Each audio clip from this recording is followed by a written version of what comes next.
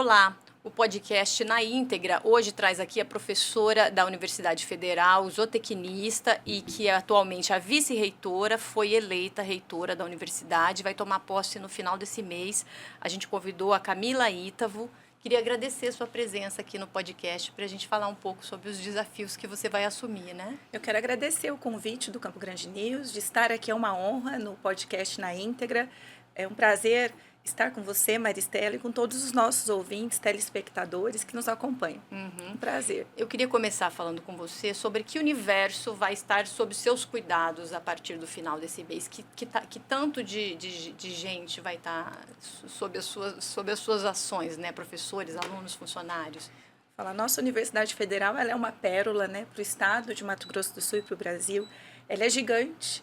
Às vezes as pessoas não têm noção do quanto que a gente irradia em todo o estado e no Brasil. Hoje nós temos 1.584 professores, 1.710 técnicos administrativos, estamos com aproximadamente 40 mil estudantes, quando a gente soma graduação, mestrado, doutorado e também os cursos de especialização. Então, hoje, se a gente somar os estudantes, professores e técnicos, a gente é maior que muitos municípios do Mato Grossense. E ainda também temos os colaboradores terceirizados, que também compõem essa equipe de trabalho na universidade, e nós atendemos grande parcela da população. Então, para além dos cursos, né, porque hoje a gente fala o FMS, a gente pensa já no curso, na formação ou numa qualificação.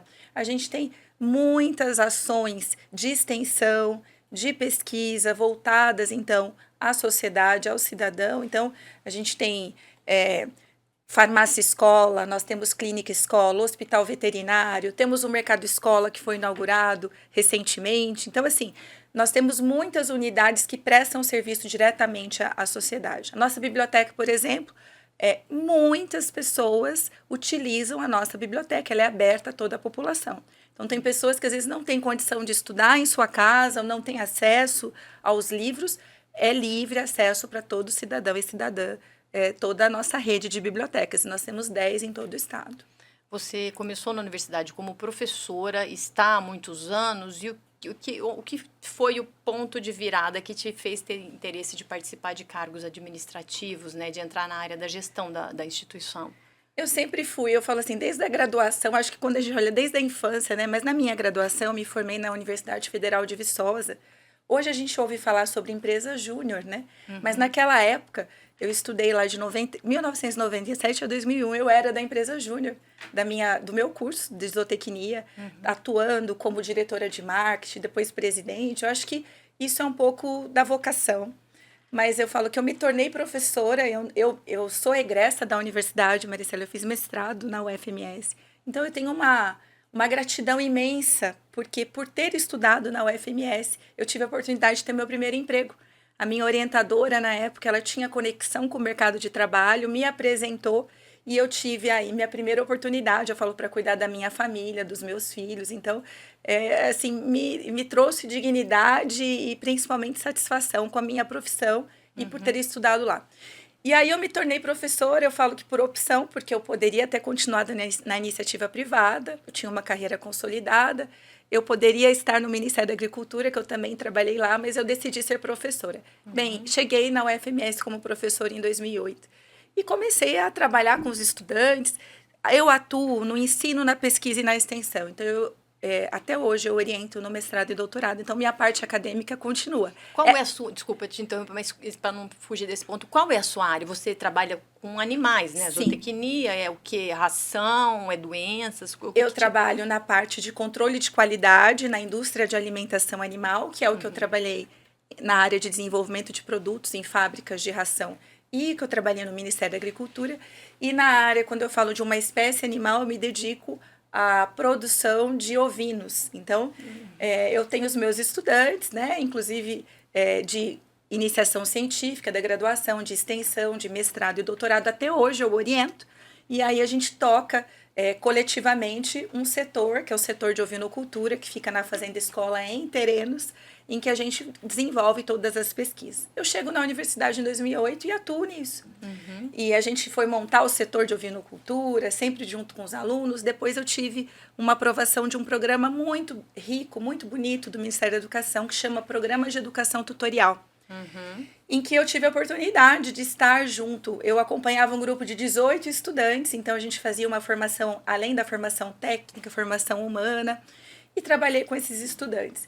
Em 2013, a gente ia ter um momento de discernimento, porque a universidade, a gente tem a reitoria, mas nós temos as faculdades. E a gente ia ter eleição para a faculdade de Medicina Veterinária e Zootecnia, para a direção. E naquele momento, os colegas vieram me procurar falando: Camila, eu acho que você poderia ser a nossa diretora da faculdade. E aí eu pensei, conversei em casa, né? Porque com filho pequeno eu tenho 2 filhos e tudo mais. E decidi esse desafio. Isso foi em 2013. Eu fui eleita pelos estudantes, técnicos e professores. Fui a primeira diretora mulher da Faculdade de Medicina Veterinária e Zootecnia. Fui a primeira zootecnista, até hoje a única a liderar a Faculdade de Veterinária e Zootecnia. E lá eu fiquei por 3 anos e meio, porque nesse interim, isso foi em 2013. Em 2016, o professor Marcelo Turini, que ele sonhava em colocar uma candidatura, ele foi me procurar na faculdade. Falou: fiquei sabendo do seu trabalho, e eu gostaria muito de ter uma mulher junto comigo na liderança da universidade, e fez o convite. E aí, o que me fez... eu não sou uma pessoa de reclamar da vida, nem das instituições. Eu acho que a gente tem que honrá-las e fazer o que a gente pode fazer de melhor para que ela seja uma instituição melhor. Então, eu falei assim, eu vou aprender, quero contribuir. Eu me senti muito honrada nesse processo. E aí começou essa história. Em 2016, a gente, então, colocou o nome, foi a chapa Turini e Camila. Fomos, então, eleitos. Em 2020, reeleitos. E acho que fez com que eu chegasse até aqui. Na verdade, o que é o amor que eu tenho pela universidade pública, em especial pela federal. Eu vejo muito entusiasmo na sua fala sobre o seu trabalho de professora. Como reitora, vai ser possível ainda dar aula ou estar orientando projetos, como você disse, de mestrado? Acho que é isso, né, que você se envolve bastante. Vai poder continuar ou agora vai ter que se dedicar só a esse papel administrativo? As aulas a gente não consegue, é muito desafiador, até porque a gente não tem horário. Né? Eu falo que a gente é 24 horas no ar, não tem feriado, não tem final de semana, a gente sempre está nessa função de cuidar da universidade. Mas a orientação de mestrado e doutorado eu vou continuar. Essa é a minha base. Ser professora é minha base, né? E a gente precisa continuar, porque, inclusive, isso nos dá, eu falo assim, nos qualifica ainda mais para fazer a gestão. Porque eu sou servidora pública, sou professora da Universidade Federal, eu sou também foco das políticas públicas, então eu entendo também o que o meu colega, o que o técnico administrativo, o que o aluno, né, espera, quais são os desafios. Então, eu acho que para a gente ter o tema da nossa chapa, que agora é eu como reitor e o professor Albert como vice-reitor, o FMS sempre melhor. Então, eu acho que é importante. E aí eu trago uma fala que eu sempre usei, desde sempre. Eu acho que a gente tem que ter muita humildade, trabalho, né, e amor no que a gente faz. Então, a gente não pode perder... Eu trabalhei em fábrica, né, Maristela? Eu falo, o chão de fábrica. Que é onde as coisas acontecem, onde as coisas acontecem. Porque senão o risco é muito grande da gente dissociar. E, de repente, a gente fazer políticas que absolutamente não vão ajudar em nada a quem precisa ser auxiliado para iluminar. Nosso papel é esse enquanto gestão. Né? Bom, sendo chão de fábrica, a senhora sabe que, quer dizer, vai estar lá no dia a dia, que é preciso de recursos além do custeio para poder avançar, incrementar. O que a universidade tem de orçamento hoje permite ela fazer investimentos, por exemplo, abraçar novos projetos, ou muita coisa vem fruto de emendas parlamentares, ou projetos que o MEC traz. Como vai ser isso? Gerir essa receita e ir além de atividades do cotidiano só. Em 2016, eu lembro quando a gente colocou, né, o professor Turini colocou a candidatura, falavam que ele iria privatizar a universidade, porque ele falava de parceria público-privada, ele falava de estar com outras instituições. E hoje a gente tem uma universidade que entendeu isso. Por quê? Porque o orçamento, ele não é suficiente para todas as demandas. Maristela, em 2016, nós tínhamos quase 18 mil estudantes. E nós temos hoje quase 40. Então, quando eu aumento o meu atendimento, a universidade aumenta o seu atendimento, é claro que os custos também variáveis, né? Eu tenho lá a água, a energia, a conservação, a limpeza. Então, eu tenho tudo que vem junto com isso. E eu preciso ter um melhor atendimento. Eu tenho todos os serviços adicionais que eu preciso comprar mais livros.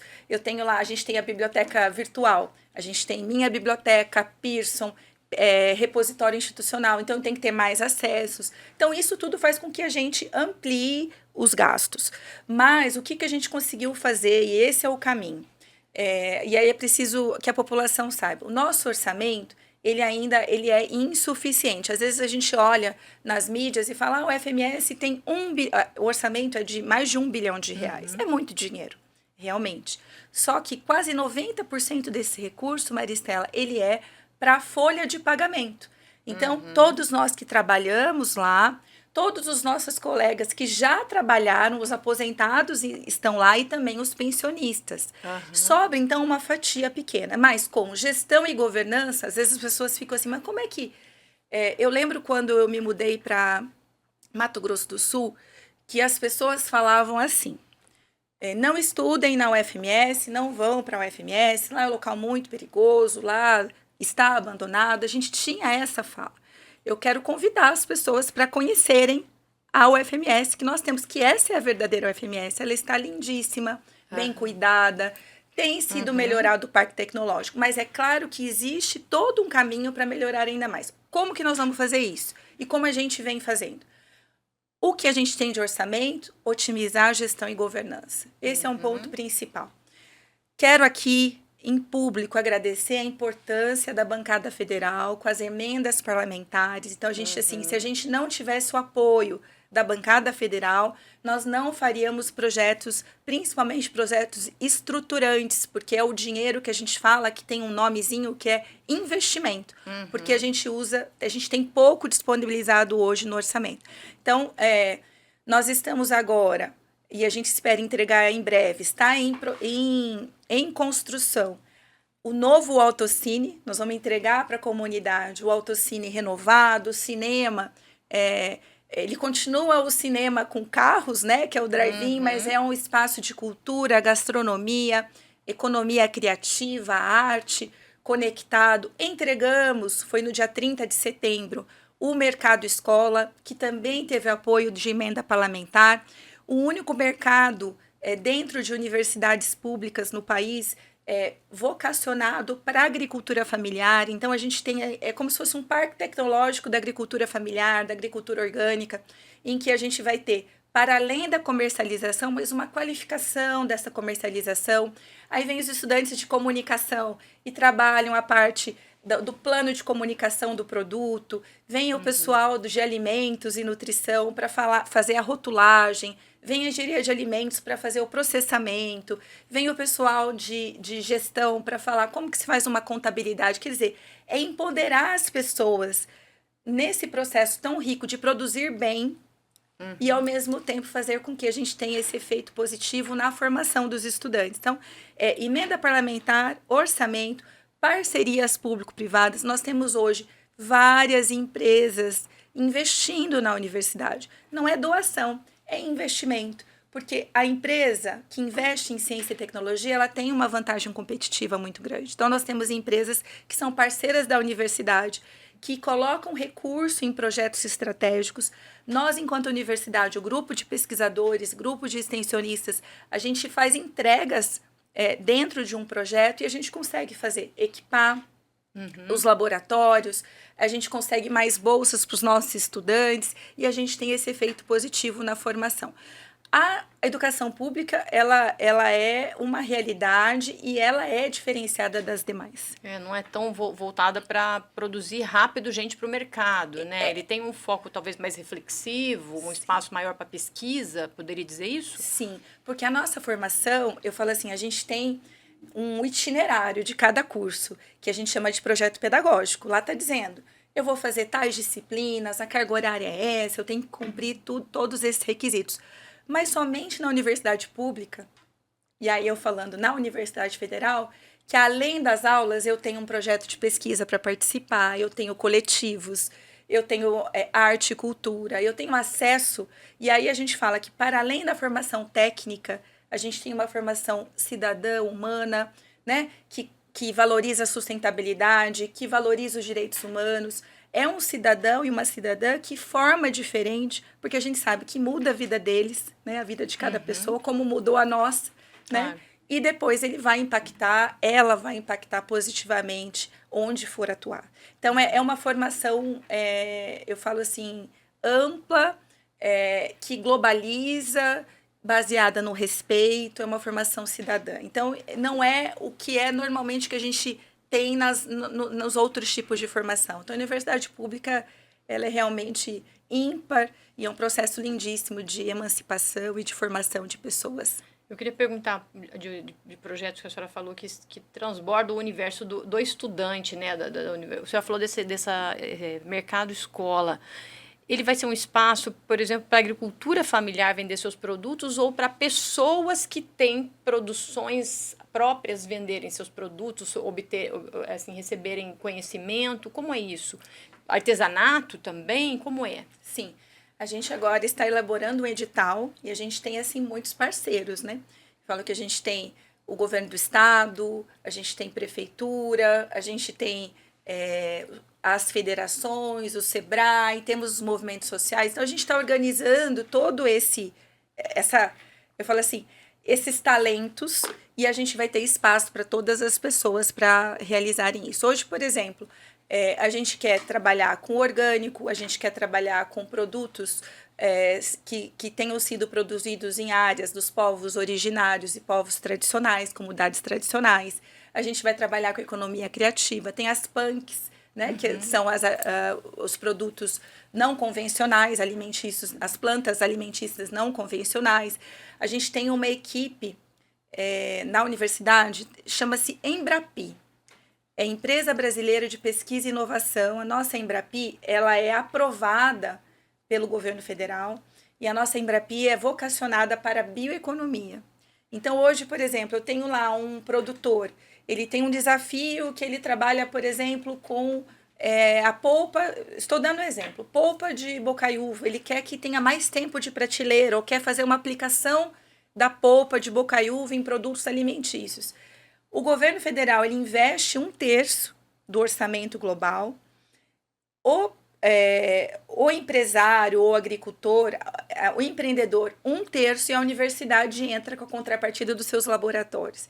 E a gente entrega para esse empreendedor ou empreendedora essa aplicação nova, por exemplo, da polpa de bocaiúva. Então, isso é vantagem competitiva, isso é fortalecimento da cadeia. Então, assim, o mercado é um espaço que sim será comercialização, mas vai ser muito mais do que isso, porque nós temos todos os laboratórios da UFMS à disposição das pessoas, dos projetos, para que a gente possa fortalecer e a gente falar, vai trabalhar, a gente vai atuar positivamente em desenvolvimento econômico, que é desenvolvimento social.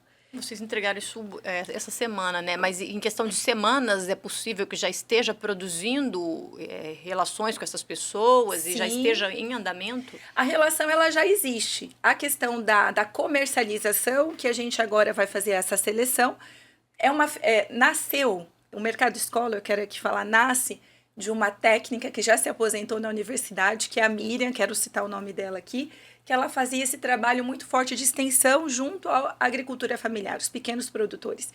E aí a gente começou a ter uma feirinha agroecológica na universidade. Dessa feira nasce, olha, eu tenho esse desafio tecnológico, eu preciso fazer isso. Então, por que não pensarmos em um local agregador?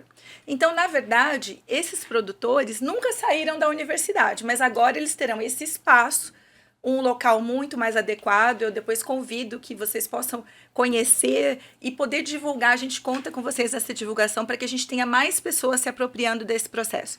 E nós vamos inserir, além dos produtores, nós também vamos fazer um trabalho junto com os nossos aposentados da universidade. Nós temos a Universidade Aberta da Pessoa Idosa, também vamos abrir para os nossos estudantes a 60 a mais, né? Nós temos hoje, nós atendemos enquanto universidade hoje 1.500 idosos nesse programa, Universidade Aberta Pessoa Idosa, que eles também produzem.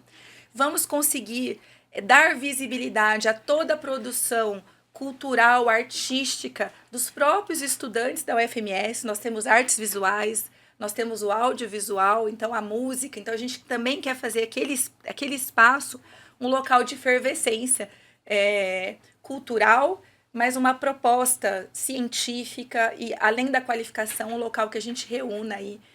Eu falo que vai ser o novo point de Campo Grande. É um salão grande perto de onde? Em que lugar da universidade ele se situa? Tem o ginásio Moreninho. Ao lado do ginásio Moreninho é um prédio que tem laboratórios, salas de aula para capacitação, tem todo o espaço de recepção e inspeção dos produtos. E ele é um espaço, se a gente fosse dizer assim, ele é um espaço como se fosse um centro atacadista, em que a gente vai ter as bancas, a gente vai ter a comercialização e tem o espaço para capacitação também. Entendi. Eu queria perguntar de outro assunto que também eu acho que vai despertar interesse da comunidade, que a senhora falou do Autocine, que vocês vão retomá-lo. Isso já existe essa obra? Já. Ou ainda está em fase de burocracia e licitação? Não, já está em andamento. O Autocine, quando eu cheguei aqui em Mato Grosso do Sul, ele estava lá já fechado e já há muito tempo ele não funcionava. Veio a pandemia e aí a gente fez um exercício, foi muito bacana, de reativá-lo durante a pandemia. Então, a gente teve várias sessões de cinema e aí aqueles que não conheciam o Autocine na sua glória puderam entender um pouco dessa conexão que Campo Grandense, que Mato Grosso do Sul tem com o Autocine. Nós fizemos um projeto, apresentamos para a bancada federal e nós tivemos a destinação de uma emenda da bancada federal para esse processo do Autocine. Então, se vocês passarem lá na universidade, vocês poderão ver. Então, ele vai ter cozinha colaborativa, ele tem um espaço para a nossa livraria da universidade, com a editora, um espaço para um café, um espaço para o encontro, para a economia criativa, e já estamos em obras. Então, a tela é mantida, a gente continua com espaço para carro, mas nós vamos trabalhar muito com shows, a gente poder assistir, levar... vai ser um ponto de encontro, né? Levar a nossa toalha, sentar ali, assistir junto em família, ter o espaço para se alimentar, ter o mercado escola para visitar, fazer as suas compras. Isso, nesse caso aí do Autocine é uma coisa para daqui o quê? Um ano e meio, meses, como é? A previsão é que a gente entregue até o começo do ano que vem. Então, a ideia é começar 2025 com essa entrega. E eu também gostaria, eu não sei se aqui todos já sabem, né, e já conhecem, Mato Grosso do Sul não tinha um espaço como outros estados brasileiros têm, Espírito Santo tem, São Paulo, que são parques científicos. A gente tem o primeiro parque da ciência, primeiro parque científico de Mato Grosso do Sul, que são monumentos científicos, né? Que a gente fala, a gente aprende brincando. E não é só para criança, para jovem, para adulto, para idoso. Então, a gente tem aí monumentos científicos inspirados. Eu inclusive fui com a equipe. A gente foi conhecer o Catavento em São Paulo, fomos no Museu da Imagem e Som e fizemos outras visitas para que a gente pudesse desenvolver. E hoje a gente recebe visitas de escolas, de grupos, a gente recebe visitas individuais, né? Tanto no nosso Parque da Ciência quanto no nosso Museu de Arqueologia. E a gente consegue conectar a formação de professores e, principalmente, acender nas crianças e nos jovens. Eu falo assim, a gente precisa acender os sonhos, né? Entender que pode estudar na Universidade Federal, conhecer os laboratórios. A gente tem um programa que se chama Vem para a UFMS, que eu irei fortalecer para que a gente tenha isso de uma maneira muito próxima da sociedade. E agora nós vamos inaugurar 2 salas. A gente tem o sonho do Museu da Ciência e Tecnologia. Esse Museu da Ciência e Tecnologia ele está instalado no Morenão. Ele vai ser uma parte, como o museu que a gente tem no Mineirão, como o museu que a gente tem em São Paulo, no Pacaembu. Então, a gente vai ser um museu de ciência e tecnologia com tecnologias imersivas. Então, a gente vai ter o Parque da Ciência, junto ao museu, com o Autocine, o mercado, e agora nós estamos fazendo a licitação de um planetário fixo. Planetário. Também para a visitação de toda a sociedade. Aquela mesma zona ali, que seria mais Isso. para o lazer e cultura, esse tipo de coisa. Isso. E o Morenão? Essa é a outra pergunta que todo mundo quer saber. O que será do Morenão? A pergunta que não quer calar, né? Foi muito bom você falar sobre o Morenão. No meu plano de trabalho, inclusive, eu falo sobre ele, né? Que é um pacto que fiz também com a comunidade acadêmica, com toda a sociedade, né? Apresentando no plano de trabalho, que é o estudo para a concessão do Morenão, para que o sonho que a universidade tem, que ele seja uma grande arena, né? O palco, de novo, retornando o futebol, que é do coração de todos nós, e que a gente tenha, eu falei assim, acho que o Morenão ativo está no coração de todos nós, né? Das famílias que iam, então, assistir os jogos. Então, hoje, ainda isso começou, o professor Marcelo Turini, ele é o nosso reitor, né? Até o dia 27 de outubro. Nós já estamos conversando com o governo do estado, então, conversamos com o governador Eduardo Riedel, com as procuradorias jurídicas estão, então, analisando um documento para que a gente possa trabalhar com segurança jurídica essa concessão e que daí a gente possa, que o Morenão possa voltar a brilhar. Esse é o nosso... Seria um pensamento mais ou menos como está acontecendo com as BRs, é um trabalho que está oneroso para a União gerir isso, faz um convênio, repassa para o governo do estado, e o governo do estado iria atrás de como tornar isso uma PPP ou uma concessão. Exatamente. Mantendo o museu que está lá, né, toda essa conexão, o uso também pelos nossos estudantes de educação física, porque é um laboratório, mas que tenha essa conexão com a sociedade.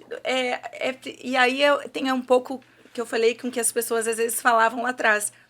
É a gente entender qual é a nossa missão. Né? A nossa missão é conservar todo o patrimônio, iluminar todo o patrimônio. Eu brinco que até um tempo atrás parecia que nós estávamos de costas para aquela região. De costas enquanto instituição, para o Autocine, para o Morenão, para o Moreninho. Então, Moreninho está plenamente revitalizado. Hoje a gente tem assentos individuais, ele tem acessibilidade, pleno para uso. Veio o Mercado Escola. Do lado do Mercado Escola, nós estamos construindo a Faculdade de Direito, o prédio, porque Direito é o único curso que não tinha ainda um prédio dedicado. Vai ser ali. O Morenão, nesse estudo agora, com as procuradorias jurídicas e com o governo, e o Parque da Ciência, que já está em funcionamento, o museu e o Autocine. Então, agora a gente abraça, eu falo assim, a gente não tem hoje mais nenhum espaço que não terá sido cuidado, né? Ali na universidade. A gente falou muitas coisas que eu acho que vão ser interessantes para a comunidade, para a inserção das pessoas, enfim, que não são do ambiente acadêmico. Para o estudo, para o estudante, o trabalho de docente, a universidade hoje tem defasagem de profissionais na sala de aula, tem concursos a realizar, como isso ficou no seu plano de trabalho? Hoje a gente tem uma situação muito tranquila com relação a número de professores. A UFMS, há anos atrás, sim, existia uma falta de professores. Eu falo por mim, porque inclusive eu fui professora voluntária, porque não tinha professor na época e eu ajudei a universidade como egressa. Né? A gente fazia isso, né? Hoje não é essa a situação. Hoje a gente tem um número muito bom de professores. É claro que a gente sempre pode melhorar. A gente tem um desafio com os técnicos, porque vários cargos eles foram extintos pelo Ministério da Educação, pelo governo federal. Em vários anos isso aconteceu. Então, esse colega ele está lá trabalhando, ele vai aposentar, mas a gente não tem a reposição, né? Nós temos conseguido todos os anos fazer concursos tanto de técnicos quanto de professores. Então, assim, a gente tem aí uma equipe muito boa. O que a gente quer trabalhar agora como plano, né? Se a gente fosse pensar o que a gente quer trabalhar, a inovação na universidade, a sustentabilidade e essa parte da universidade mais humana. Então, nós vamos entrar nos processos de ambiente de trabalho docente, de ambiente de trabalho dos técnicos, melhorar o ambiente, melhorar o fluxo, para que a gente possa, eu falo assim, iluminar o que tem de melhor. Porque às vezes eu fico tão preso em repetir tarefas ou eu tenho tantos estudantes. Então, a gente tem um programa piloto, que a gente já tem desenhado, para que a gente possa melhorar a qualidade do ensino e tornar, então, um espaço mais adequado para que o professor, para que o técnico possa fazer o que a gente falou no começo do nosso bate-papo. Os projetos tão maravilhosos, porque ele não fique simplesmente um repetidor de aulas, mas que ele consiga ter tempo e seja reconhecido por isso, para realizar projetos de ensino de pesquisa e extensão. E também, pensando no estudante, nós vamos trabalhar muito, olhar uma política que olhe o estudante que trabalha.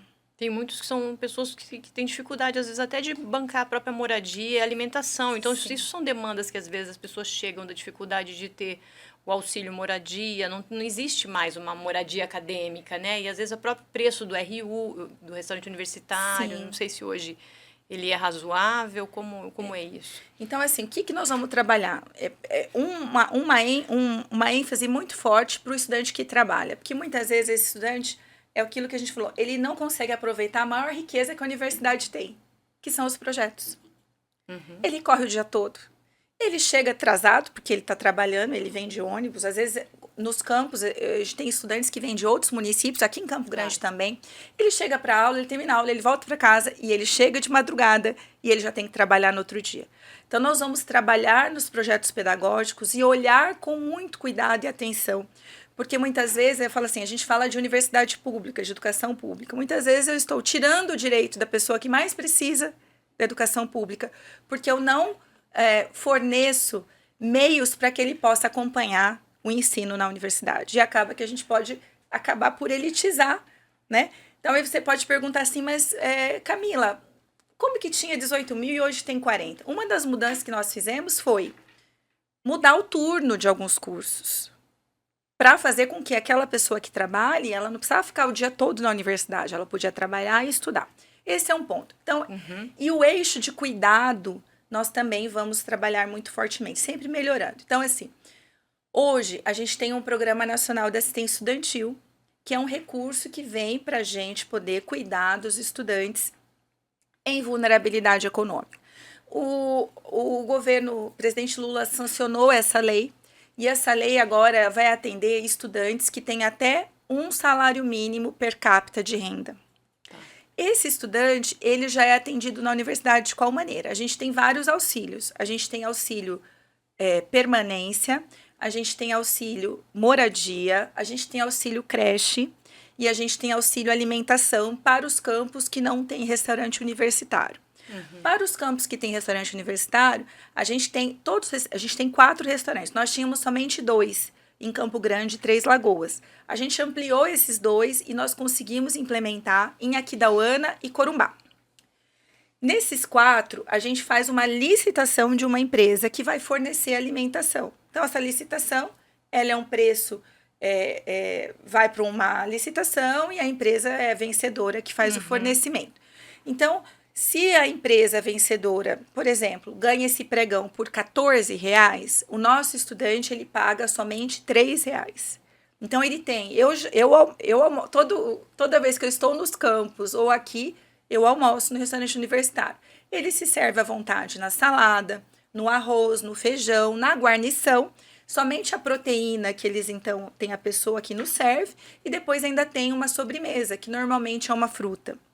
Então, é uma alimentação muito boa. Mas nós queremos, e estava no plano de trabalho, a gente revisitar as faixas de subsídio, porque é muito tênue. Tem pessoas que falam, poxa, eu estou logo ali do que seria para pagar R$3 e eu tenho dificuldade. Então, a ideia é que a gente consiga fazer uma revisão nas faixas de subsídio e também o que a gente está fazendo agora, porque em 2016 a gente já tinha almoço. Aí a gente colocou jantar. Então, hoje tem almoço e jantar. E no sábado temos almoço também. A gente vai colocar o café da manhã. Então, a gente vai ter as 3 refeições principais, café da manhã, almoço e jantar. E nós queremos aí trabalhar também uma política de alimentação diferenciada para os campos menores, porque não tem fluxo para ter um restaurante universitário, mas a gente quer também entregar, ter a mesma política em todos os campos. Então, o recurso é o mesmo, e aí a gente consegue atender os estudantes dessas diversas maneiras. E antigamente, O estudante que ele tinha auxílio, ele não poderia ser, por exemplo, iniciação científica, ou estar num projeto de extensão, receber outra bolsa. Nós tiramos isso. Essa limitação. Então, hoje pode acumular mais de um tipo de auxílio que a universidade concede. Sim, se ele tem auxílio é porque ele realmente precisa, ele é vulnerável economicamente. E depois ele pode, sim, fazer iniciação científica, fazer iniciação à docência, tá na educação tutorial, e a gente consegue iluminar todos, né? Mas o desafio é atender todas as pessoas. Então, a gente está agora nós estamos na transição, né? O presidente Lula fez a nomeação 60 dias antes, então, assim, foi um recorde na história da universidade, uma nomeação com 2 meses de antecedência. Então, a gente está fazendo todos os estudos, e a ideia é que, a partir do momento da posse e desse exercício do mandato, a gente consiga entregar grandes ações e pacotes de transformação da universidade, sempre para melhor. Essa questão da transformação. Mato Grosso do Sul está num momento de transformação econômica muito relevante, né? Essa possibilidade de se concretizar em breve a rota bioceânica, a gente vê muitas atividades econômicas voltadas para essa vocação do agro, e que abre outros setores também da economia. Como a universidade se comunica com isso? Seja criando cursos, eventos, parcerias para qualificações, porque se fala muito da questão de mão de obra, né? De pessoas com conhecimento para isso. Engenharias, por exemplo, florestal, produção, mecânica, enfim. De toda maneira, a gente sempre está próximo, né? Esses dias eu tive reunião com o curso de engenharia florestal, com a Associação Reflore, para a gente pensar alternativas, e a gente trabalha em parceria. Estou dando este exemplo da florestal, mas a gente tem atuado muito proximamente das federações, dos governos municipais, do governo estadual, para a gente alinhar. Em Mato Grosso do Sul, a gente tem uma condição muito bacana, é importante dizer isso. Nós temos um conselho de reitores das instituições de ensino superior, chama CRI-MS. Então, os reitores das universidades, então ali está a UFMS, a UFGD, o Instituto Federal, a UEMS, a UCDB e a Uniderp.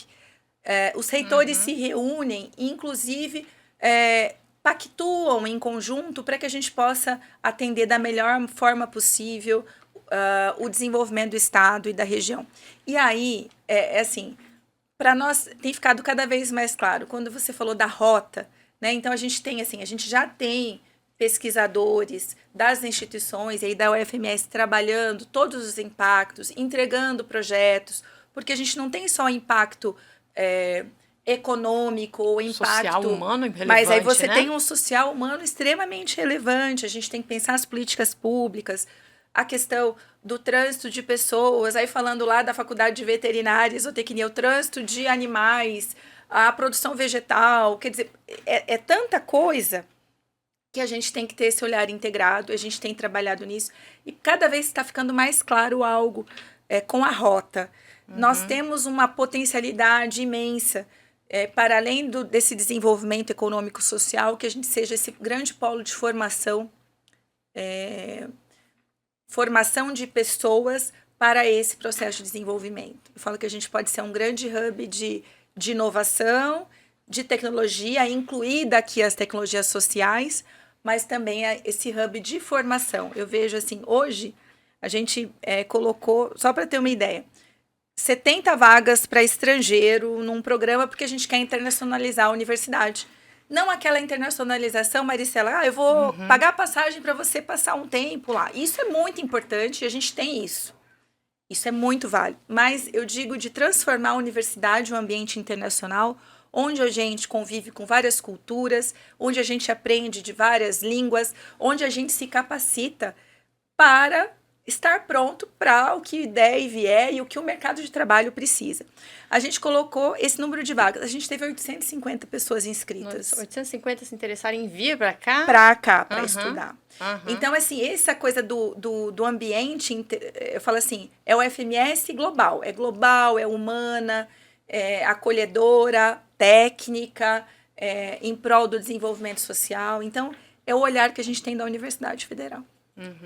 Professor, eu queria agradecer a sua vinda aqui, daqui uns dias chamar de reitora, né? Desejar sucesso na sua administração, porque com com tantas coisas em vista, a gente tem que torcer para que seja bem produtivo, porque acho que a sociedade toda ganha, né? Pelo caminho da educação, a transformação é muito significativa, né? Eu agradeço o carinho, agradeço a oportunidade de falar da universidade. Eu falo assim, eu peço para todos, assim, a gente tem que defender a Universidade Federal. Claro. A gente tem que entender esse patrimônio, esse legado que é, e cada vez atuarmos para que ela seja sempre melhor. Acho que esse é o objetivo.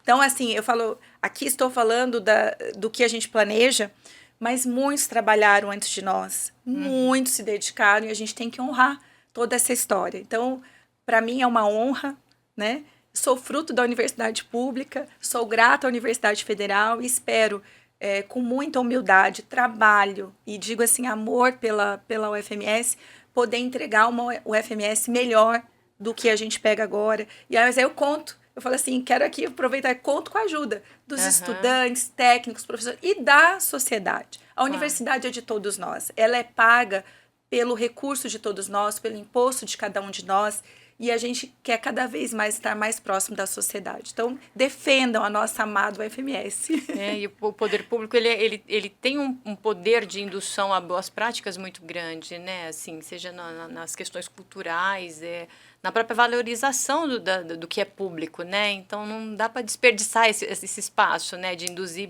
bons comportamentos na sociedade, né? E fazer participar mais do que é o espaço público, né? É isso aí. Eu falo que a gente hoje trabalha, isso é uma missão, né? Os que chegam assim, eu falo, olha, os professores e técnicos falam, nós trabalhamos para quem nem nasceu ainda. Que foram aqueles desbravadores, né? Que começaram toda a história aqui em 1962. Então, assim, é muita responsabilidade. A gente trabalha para a transformação positiva. Então, a responsabilidade é muito grande, mas eu sou muito esperançosa. Por mais desafios, sabe? A gente poderia ficar aqui falando de todos os desafios, e eles existem. Não sou iludida nesse sentido. Sou muito prática e pé no chão. Mas é preciso sonhar, é preciso projetar, é preciso pensar que a gente pode fazer melhor, ser melhor, para que a gente possa ajudar mais pessoas. Certo. Obrigada, então. Eu que agradeço.